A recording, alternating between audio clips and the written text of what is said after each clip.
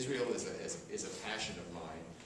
There's nothing more that I feel I can do than make sure that the United States and Israel stand strongly together. I think that this is our generation's chance to help the state of Israel and to help the Jewish people and to help the United States, because there's such a commonality of interest that all converge.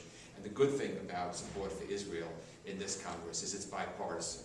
It's strong and it's bipartisan. And at a time when you can't get Democrats and Republicans to agree on almost anything on Israel, we all agree, because we understand how important it is for the United States to stand by Israel. So I want to just tell you a couple of things about that. There's no way that Israel is returning to the 1967 lines.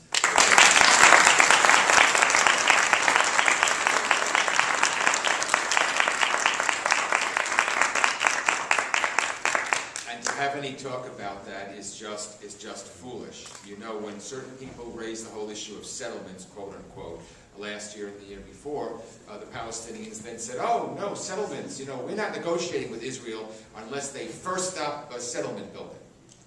And that's why when we talk of 67 boundaries with land swaps, in my opinion, it's so dangerous, because believe it or not, the next thing that's going to happen with the Palestinians are going to say, oh, well, we're not going to talk to Israel until they agree to negotiate on the basis of the 1967 borders.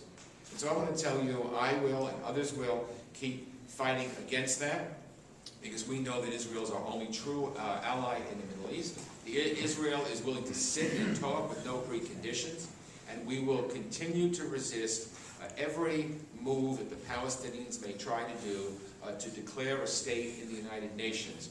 The United States must veto it when it comes to the Security Council, and we must let everyone know that when it comes to the General Assembly, that it has no validity whatsoever.